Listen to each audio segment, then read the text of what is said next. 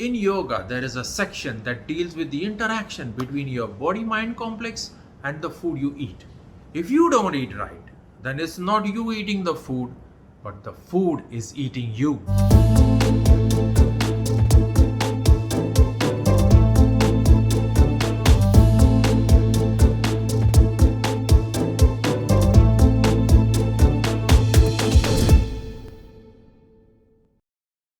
Hi, I'm Dr. Manoj Bharucha, gastrointestinal and bariatric surgeon in Mumbai, India.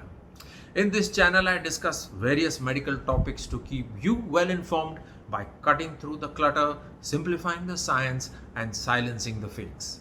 If you're new here, consider subscribing and hit the like button if you find value in this video. Today's video is part 2 of the series on how to strengthen and boost your immunity to infection. If you haven't seen part 1 yet, then watch that first. It should show up somewhere here, on the right or left. The Immune Foundation. I call it the Immune Foundation because before we get into the superfoods, let's look at the important building blocks or the foundation of the immune system, which is the Immune Foundation. The basic building blocks of immunity are the healthy carbs or carbohydrates, the proteins and the fats. The Carbohydrates are important for the overall function of the immune system in the form of glycoproteins or a combination of carbohydrate and proteins, which is a vital component of all vaccines. Carbohydrates are quite healthy when consumed as a part of a balanced diet. But unfortunately, all Indian diets contain an overdose of these carbs, which can be responsible for the acidity-like sensation, the bloating or feeling of indigestion after a meal. Beans and other pulses that we use in dal are difficult to digest. While they are a good source of protein in vegetarians, don't overeat them if you're having trouble digesting them. Eating or drinking too much sugar suppresses the immune system cells, and Indian food can have a lot of added sugar in it. So how much do you need daily? About 40 to 50 grams of carbohydrate in healthy people. Proteins. Protein is vital to build and repair body tissue and fight viral and bacterial infections. Too little protein in the diet may make you weak, make you fatigued, and you will also have poor immunity. It is the amino acids that the body derives from the proteins which form the building blocks of all the body's cells, including the cells that power your immune system. The antibodies produced in response to infection are pure protein. The highest concentration of protein comes from the various meats, especially fish, red meats, and chicken. And the top veggies with the most protein are soya beans, peas, corn, asparagus, broccoli, mushrooms, cauliflower, and sprouts. So how much do you need daily? You need about 45 to 75 grams of proteins daily. This needs to be modified during infections, after surgery, if you run a marathon, whatever.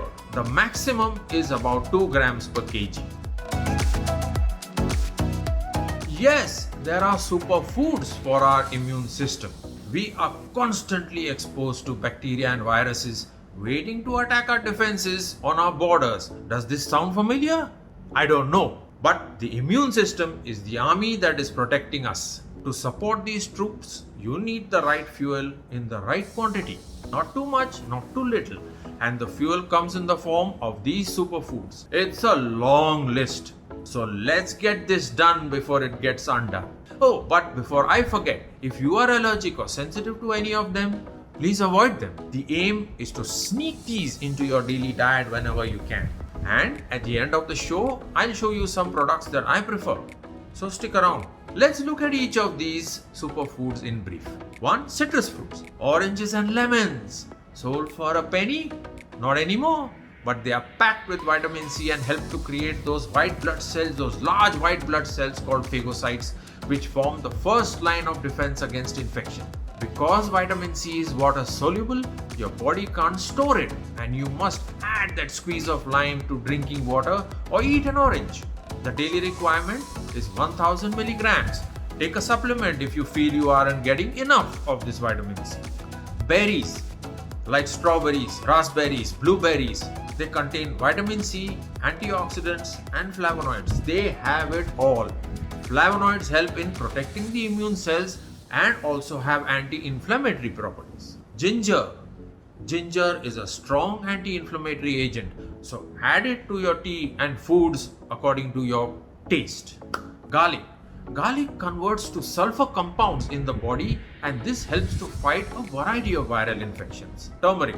Turmeric contains curcumin, which is the active compound and is a powerful antioxidant. Antioxidants also have a role in cancer prevention. Bell peppers have the highest concentration of vitamin C compared to any other fruit or vegetable.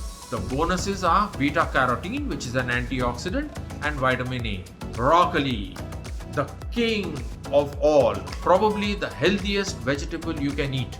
Unfortunately, it is not commonly used in Indian cooking. It has all the immune boosting vitamins A, C, and E. Cook it or stir fry it only slightly for maximum benefit, and this holds true for all vegetables. Spinach and other leafy greens are full of substances like carotenes and vitamins A, C, and E.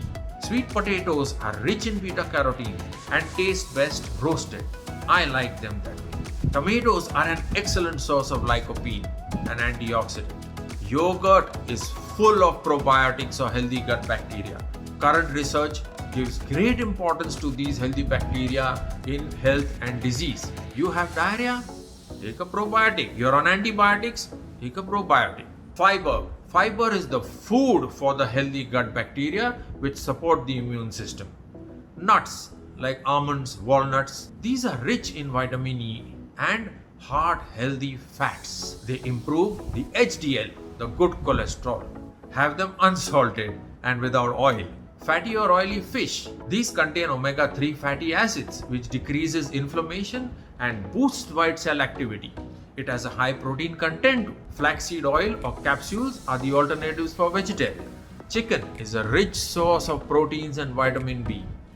Seeds like pumpkin and chia seeds. These, besides proteins, have healthy fats and vitamin B, magnesium, phosphorus, and vitamin E, which are the valuable extras.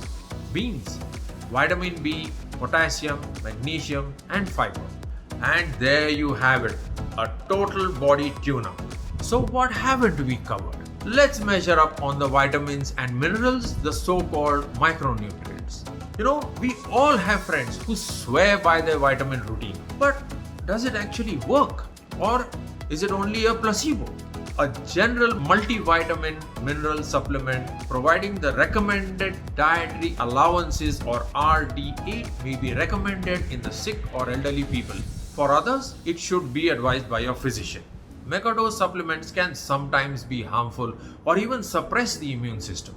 The only vitamins and trace elements that you actually need on a daily basis are the following: vitamin A, vitamin E, vitamin D, vitamin B6, vitamin B12, vitamin C, folate or folic acid, and calcium. Herbal supplements. The herbal supplement industry is huge. It's lucrative but very poorly regulated, and a recent study found that over 60% didn't contain any supplement at all, and many contain harmful additives not listed on the bottle. Garlic and green tea would be my only recommendations, but if you found any of these to be beneficial, please write it down in the comments below and give this video a like if you found value in it. And here's the bonus. Let's invest in a strong nutritional foundation supported by quality supplements. 1. A good multivitamin and mineral tablet is central. Take this with or after food to increase absorption and prevent an upset tummy. Then we come to omega-3, 6 and 9 fatty acids. These are from fish oil or flaxseed oil. This is Pyomega, this is a oil, and this is a capsule. Both are vegetarian. The two protein powders or the two flavors of protein powders which are the most beneficial for recovery, if you're a sportsman, if you have a lot of physical activity, then it is this that you should take. Both contain about 40 grams of protein and 100 grams of powder and about 380 calories. This is more to give you that additional protein rather than to give you more carbohydrate. Whereas if you're recovering from an injury or you've just undergone surgery, then this is what you need. This is a high calorie and high protein supplement which is given to patients or to people who cannot actually consume a lot of food or consume a lot of nutrients and need a high calorie and high protein supplement to provide them with their nutritional needs every day. I'm Dr. Manoj Barucha signing out. Thank you for your time.